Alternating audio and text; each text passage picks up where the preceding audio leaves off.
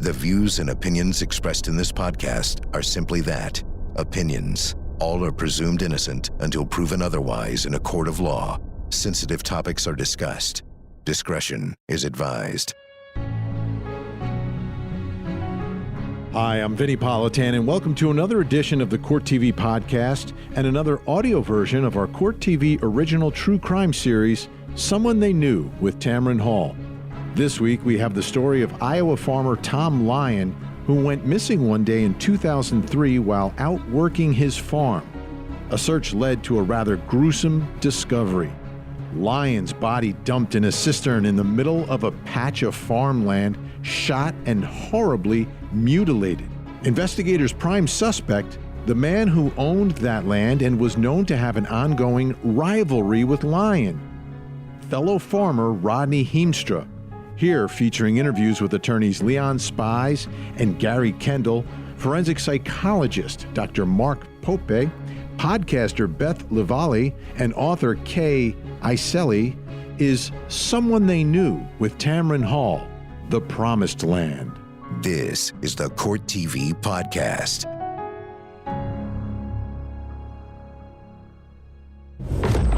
Land is dear in Iowa, and land is gold. One of the dog handlers actually found some blood on a corn stalk.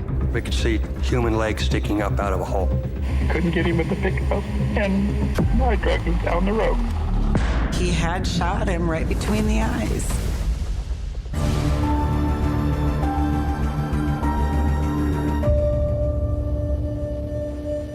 When it comes to a missing persons report, most law enforcement agencies require a person to be missing 24 hours before they'll investigate.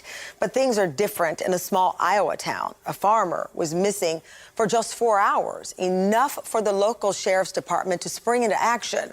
What the search for the missing man uncovered shocked the close-knit farming community.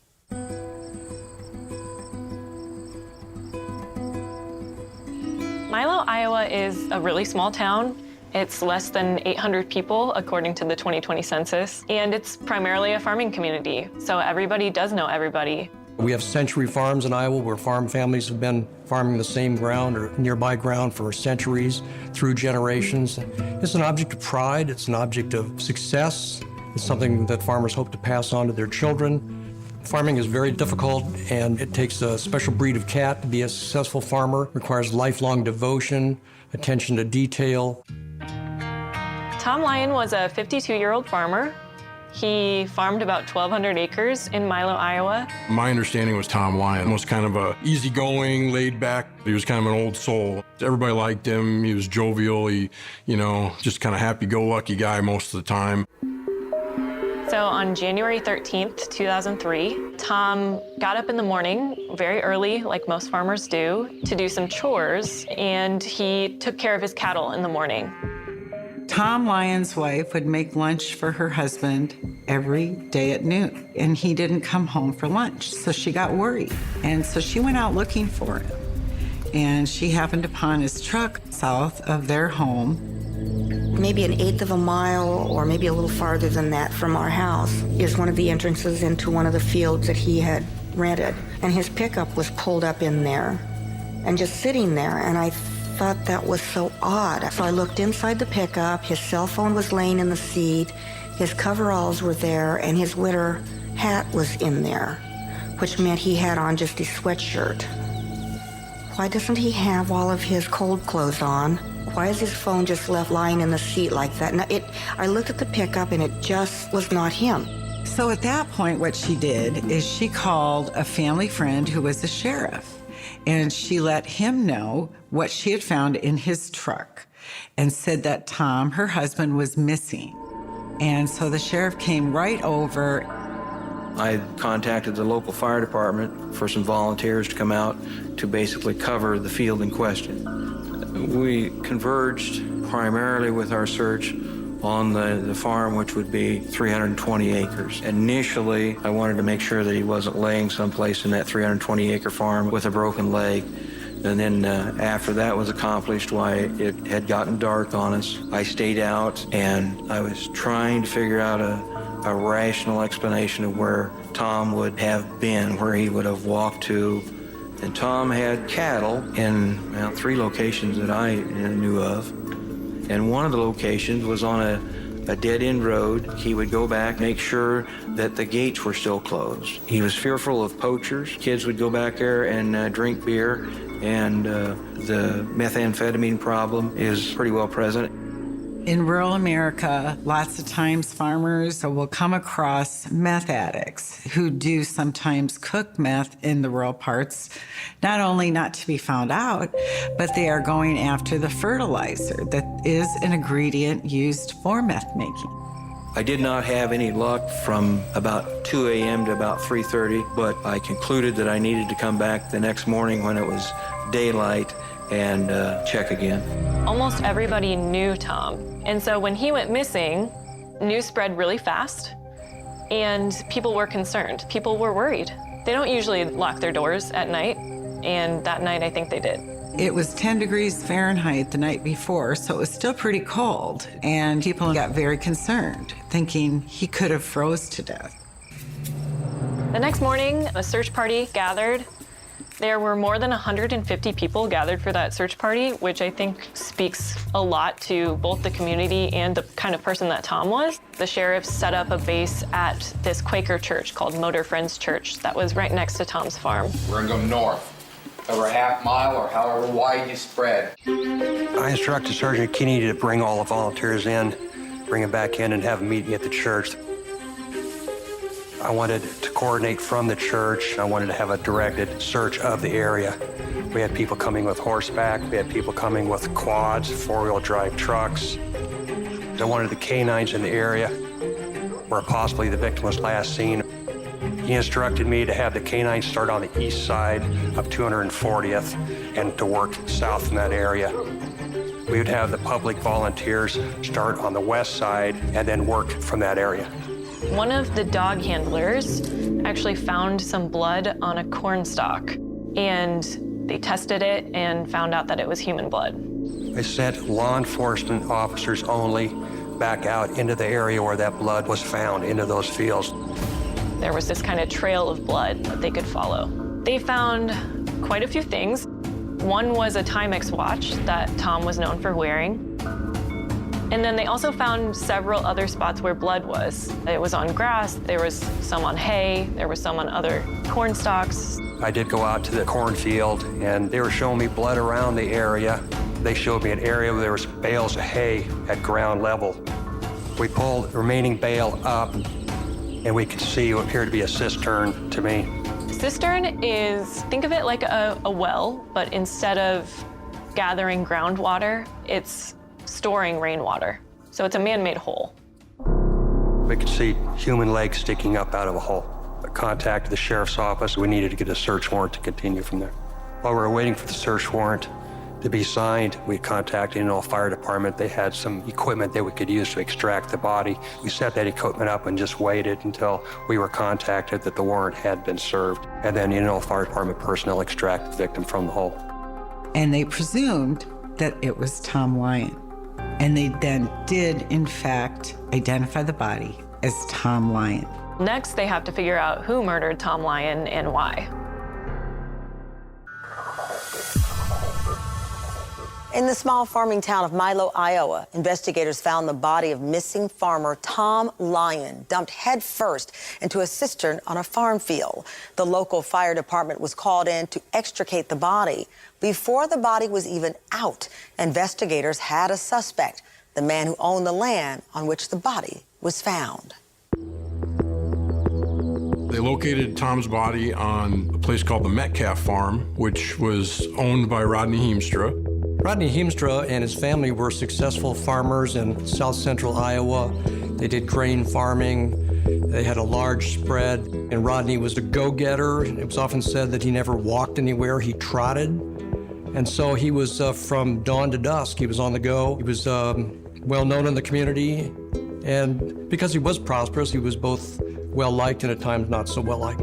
Rodney was strictly business, didn't really have time for chit-chat. He was very driven and intense. Rodney liked to buy land. He bought and sold lots of land. Land is dear in Iowa, and land is gold, and there are parts of the state where agriculture is king.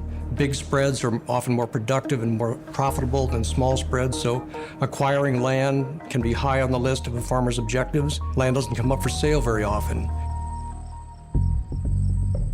The flashpoint between Tom Lyon and Rodney Heemstra arose over a plot of land by a woman named Rogers, who had a farm spread where she was renting out her property for grazing to Tom Lyon. Tom grazed cattle on the land. He rented it from Mrs. Rogers. Mrs. Rogers decided she didn't want to continue to farm and have that land. She decided to put it up for sale. And because Tom was a tenant on the farm, he had the right of first refusal, so to speak, and if the land came up for sale.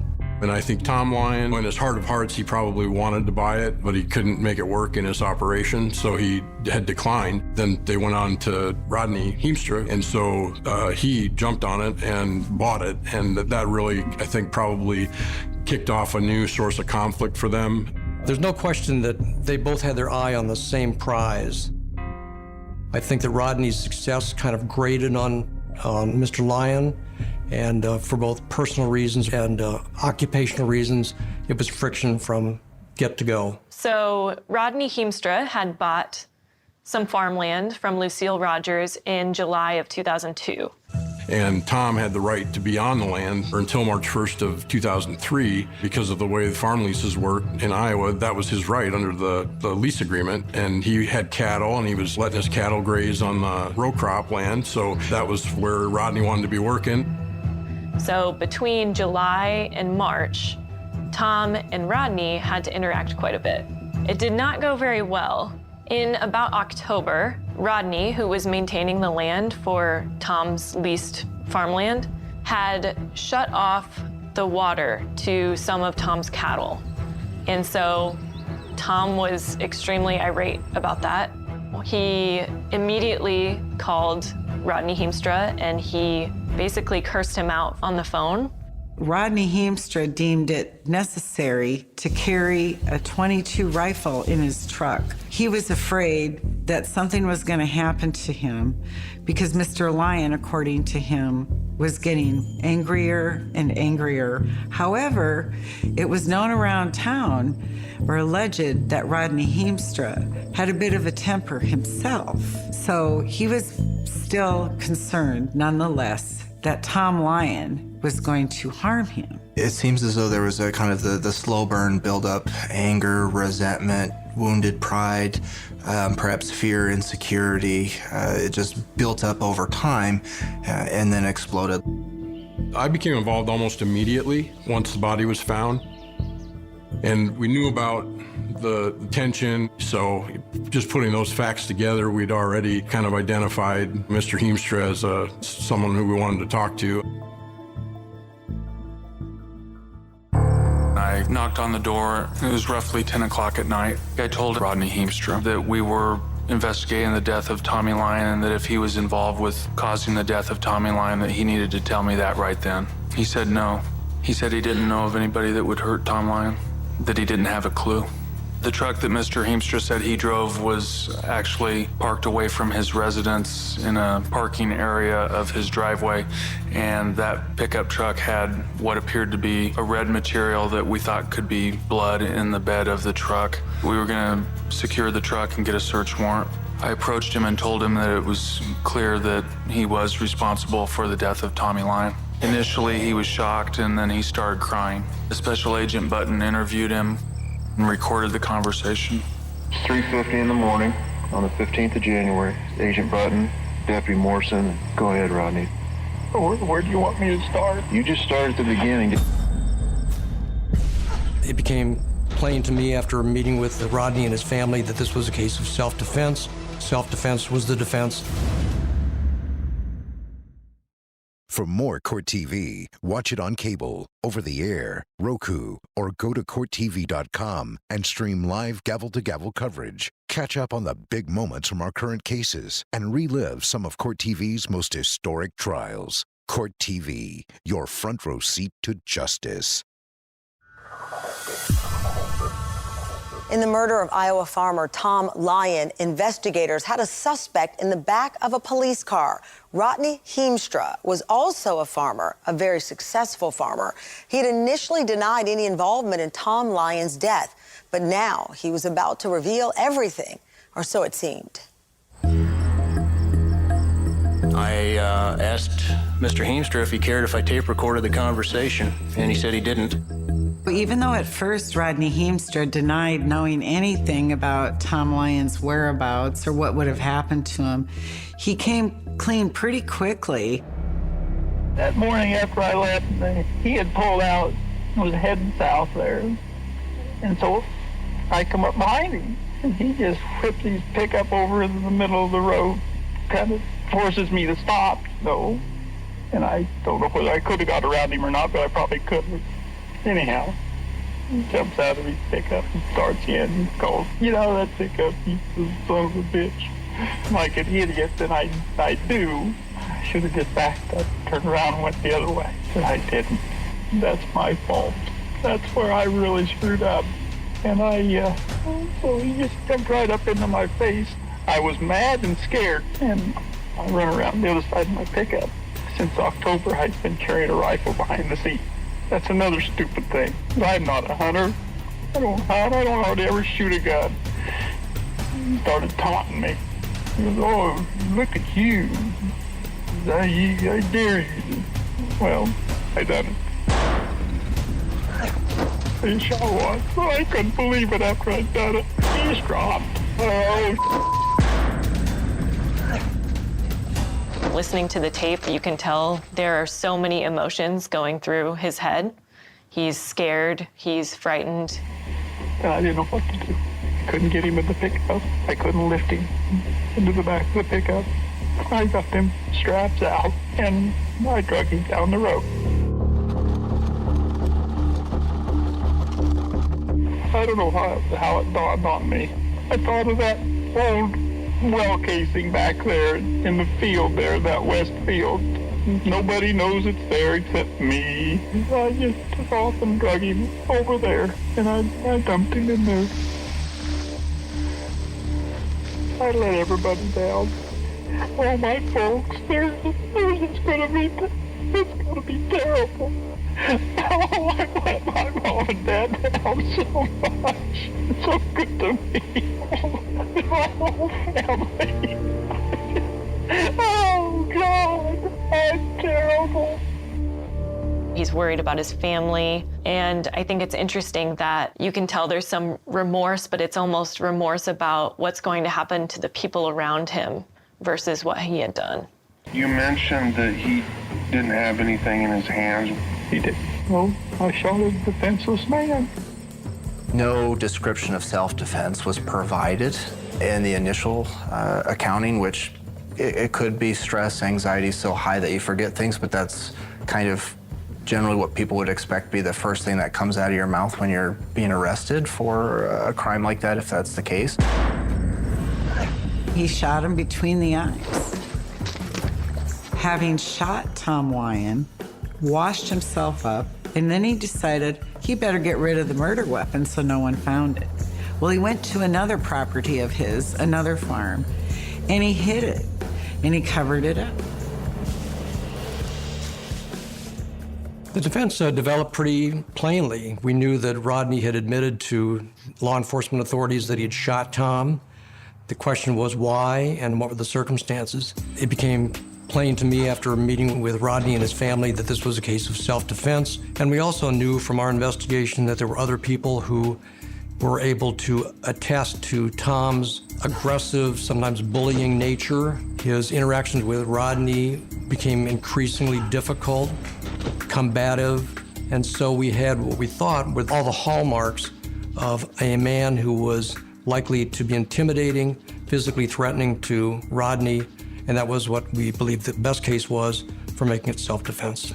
When I learned they were going to argue self-defense, I honestly felt pretty okay with it. I felt confident in our case.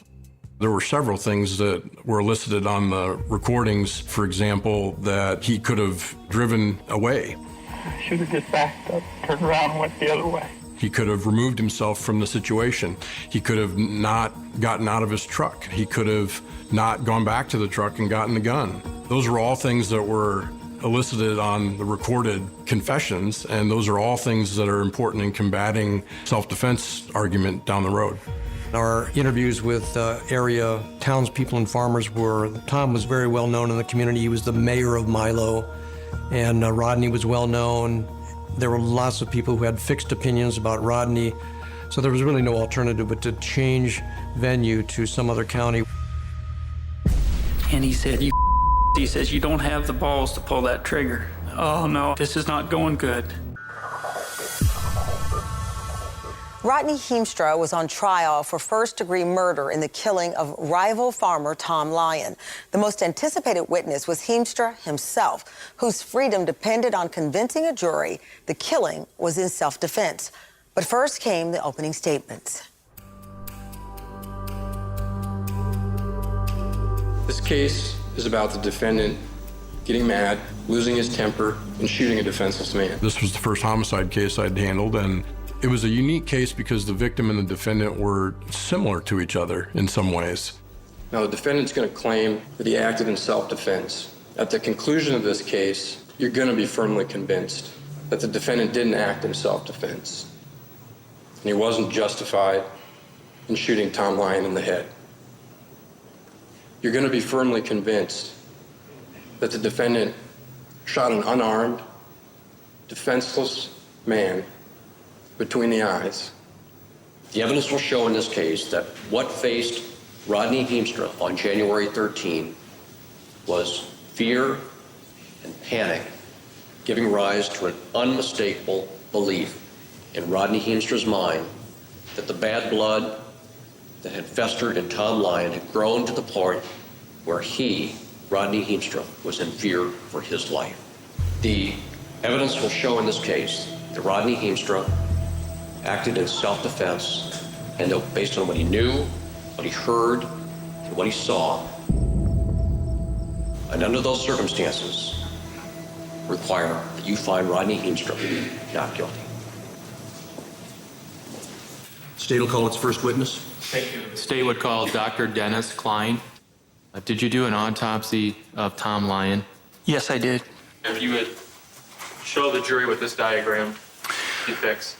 In this schematic, this area depicted by this very irregular type of outline is actually an abrasion where the skin has been mostly scraped away. And within that area that's been scraped is the area of primary importance for the entrance site of the gunshot wound. And then the other black marks that we see on the cheeks are, again, just brush abrasions where the skin has been abraded away. And then the tip of the nose has actually been abraded such that the underlying cartilage of the nose is exposed. The facts of what happened after the shooting made it extremely difficult for us for a couple of reasons. It demonstrated what I think most people would say was really cruel and cold behavior, whether it was a result of shock or panic. It was still extraordinarily harsh way to treat a man, whether you like him or you don't. Did you recover a bullet fragment from Mr. Lyon's body? Yes, I did. And where was that recovered from? It was recovered from inside the head, actually within the right side of the brain. Now, with the bullet being in the position it was when you found it, would that cause Mr. Lyon to die instantly? The bullet passed through the right portion of the brain. It could cause death nearly instantaneously, but not necessarily. So in this case, are you able to give an opinion as to a reasonable degree of medical certainty if Mr. Lyon was alive or dead at the time he was drugged? That I cannot determine. Mr. Spees? Your Honor, we call Rodney Heemstra to the stand. Yes, sir. If you come forward, please, to be sworn. I wasn't surprised that Heemstra took the stand, because if he hadn't, the only version the jury hears is on the recorded confessions. He sure was. Well, I couldn't believe it after I'd done it. He's dropped. It was basically like Heemstra versus Heemstra, because there were two very distinct versions, and he came in with a whole new story, basically. There are always dangers in putting a client on the stand, but we thought on balance, not only did we have to do it, but it would serve him well. Mr. Heemstra, in the early morning hours of January 13, 2002, as you drove away from the Rogers place in Warren County, Iowa, did you expect to encounter Tom Lyon? No. Did you expect that when you got out of your truck that Tom Lyon would die? No. So what happened when Tom Lyon got out of his truck? Said, you have pushed me around long enough. And I was trying to say, Tom, I said, I know the water's malfunctioning. And he told me, he says, shut the up. Says, I don't want to hear anything you have to say, you little son of a bitch. And that he was going to make damn sure that I did not end up at that farm. Were you mad at him? I was upset that he wouldn't let me pass him on the road. But at that point, I was scared. And he shoved me. When he shoved me, it scared me. And I thought to myself, I'm in trouble. I'm in trouble here. And I took off and run around the back of the pickup over to the passenger side. And when I done that, he said to me, he says, it's not going to do you any good to run, you little And I opened the door and popped up the seat and grabbed the gun. What'd you do then? He just glared. His face was just, it was just red as a beet. But he never said anything. And he stepped back away from the door of the pickup. Why did you have the gun pointed at him? I thought that just the appearance of that gun would neutralize that situation to where I could get away. Since when does getting a gun out of your truck neutralize a situation? What happened next? Well, I was going to get out of there. And he started to talk. He said, look at you, you're a big man with that gun. And I thought, oh no, I don't want to hear, this is not going good. And he said, you don't have the balls to pull that trigger. And I shot him.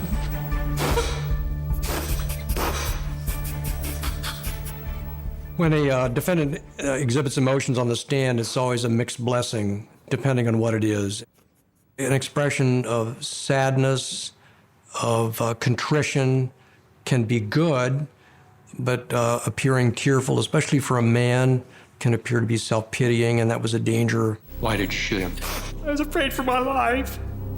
Were you intending to kill him? No. What were you trying to do? I just couldn't believe it was happening.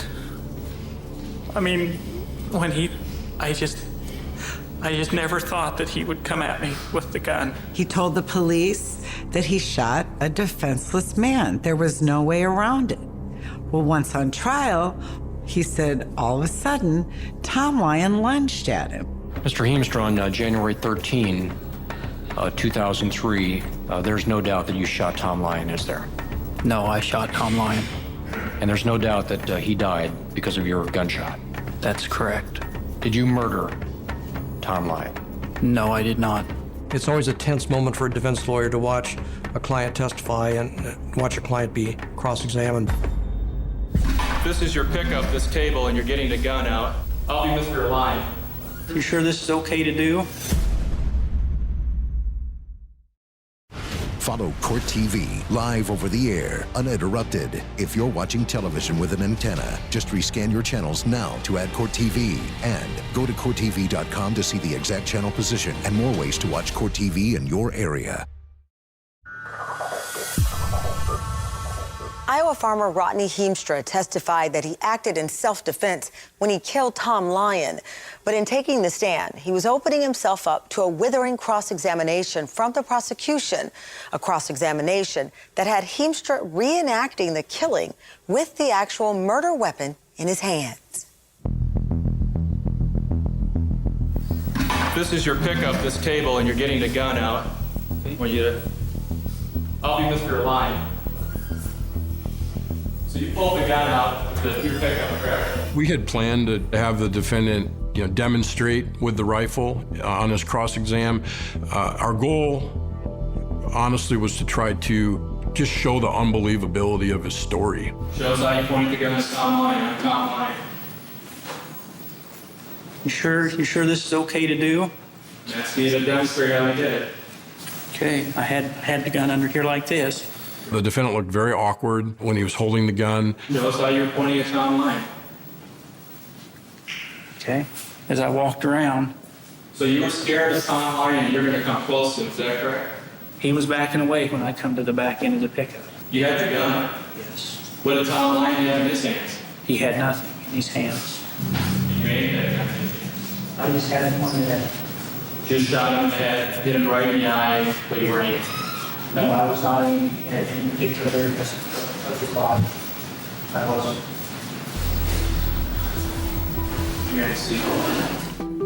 His story in trial about how this close quarters confrontation just happened, and then it just resulted in him happening to shoot the victim right between the eyes. It just didn't add up. If you claim the way it happens today, why didn't you just go get the police? I wish today that's what I had done. But why didn't you? I don't know. So you never took Tom Lyon's pulse, did you? No, he was dead. Are you a medical doctor? No, I'm not. You assumed he was dead, didn't you? I have went rabbit hunting and stuff like that when I was younger, and I mean, when Tom fell, when he dropped, there was just nothing there. There was not a sound, there was not a movement, there was nothing. Well, Mr. Heemstra, we're not talking about a rabbit, we're talking about a human being. No, I know that. Heemstra's behavior after the shooting really helped our argument that it wasn't self-defense. Things had been much different if he had just stopped and called the police immediately after the shooting. You drug him for over half a mile, isn't that right? Yeah, it'd been a half a mile. Then you take him down to the well, you drive up to the well and you dump his body in, correct? Yes. It seems like there's such a level of preparation, planning that, forethought. I'm picking this location because nobody else knows about it but me. I'm putting hay over. Those types of decisions, they clearly show that this person is having a level of rational thought about what he's doing or what he's acting out. There's logic to it. And you didn't want him to find Tom Lyon's body. Why were you concerned if this was self-defense? I don't know why. I mean, I don't know why I done all that afterwards. I mean, I have to live with that the rest of my life, what I done afterwards. And I can't explain it. Our biggest goal was to emphasize the two very distinct stories. The one that he told in trial and the one that he had told on the recorded confession, because we felt like they were different enough that you couldn't believe both of them. Didn't have anything in his hands. He did. Well, I shot a defenseless man.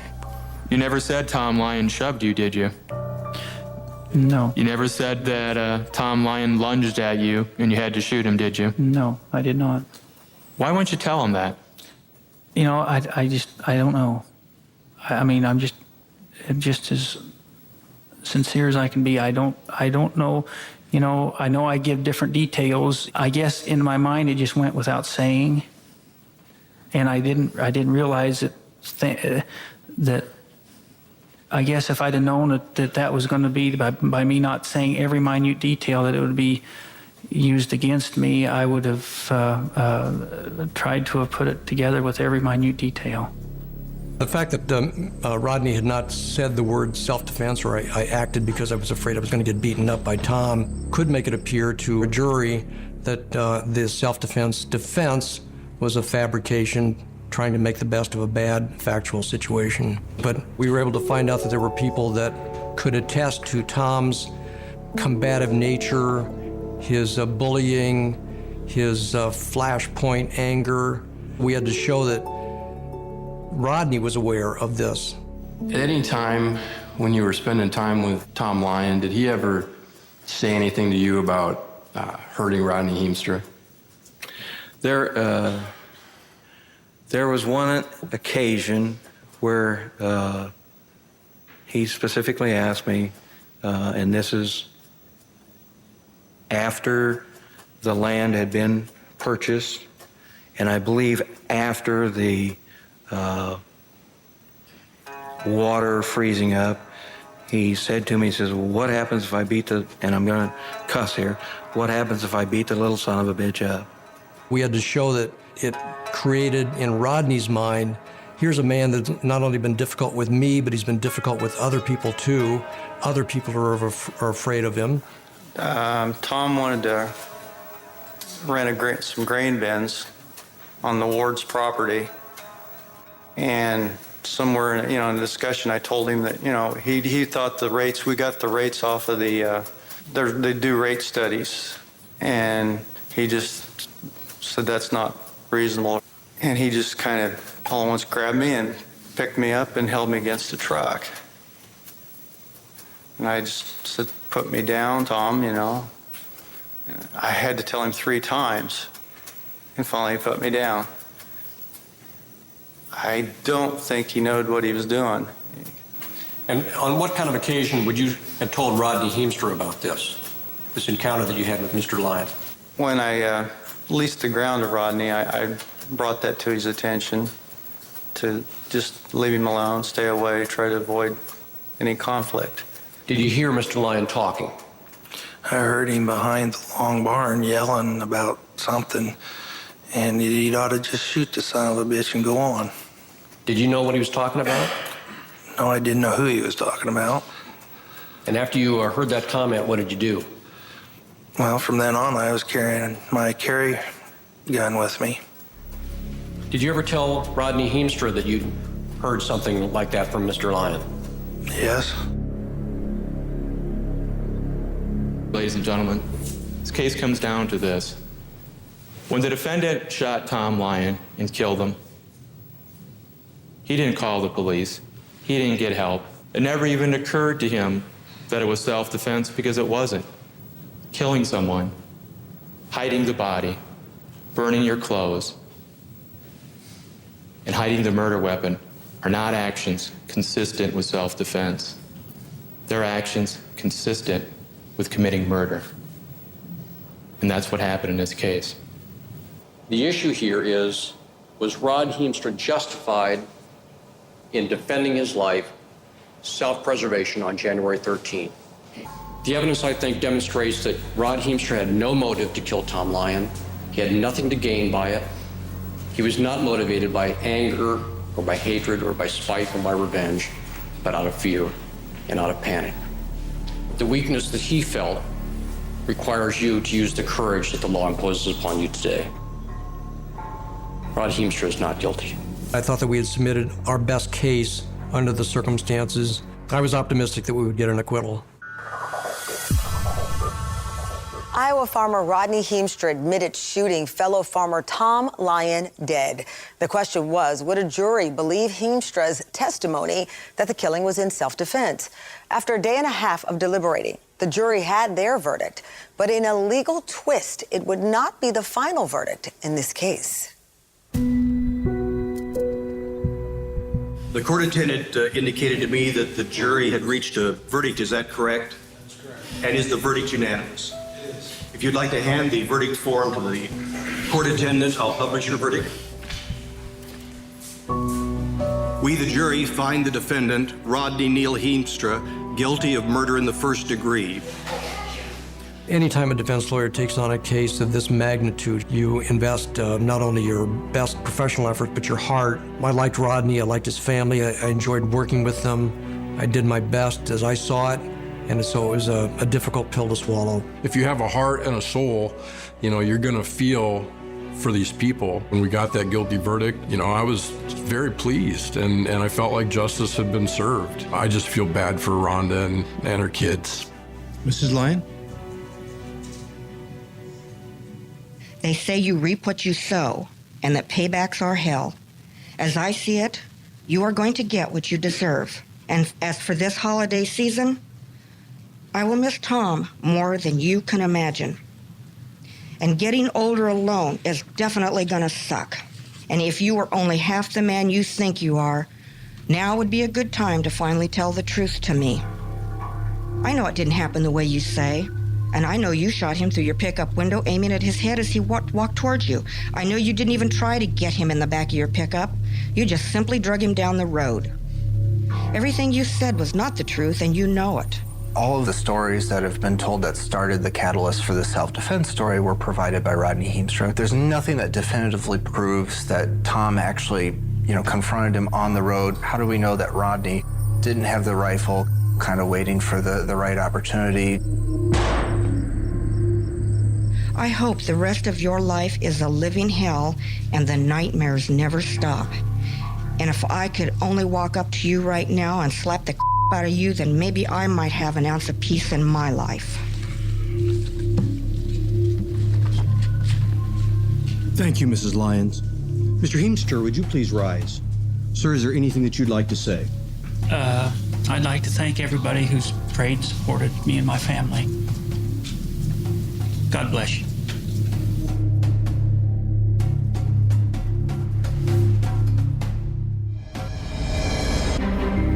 It was heartbreaking for me to see this outcome, and I still remember Rodney standing up and looking back at his family after he was found guilty and being prepared to be led away by the sheriff.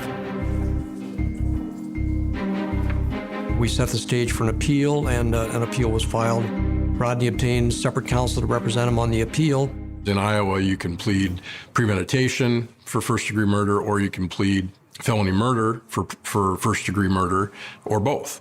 And the practice had been, over the previous 30 to 40 years, to plead both. But when you do that, they don't ask the jurors under which theory do you find the defendant guilty of first-degree murder. And so then you're left after the fact not knowing if it was based on premeditation or based on felony murder. The Iowa Supreme Court took the opportunity to change the law, having overruled roughly 30, 40 years of precedent when it comes to felony murder. Eventually, the Iowa Supreme Court determined that he had not received a fair trial and that the jury had been misinstructed. There was a change in the law that the Supreme Court saw it was time to make, and Rodney got a new trial.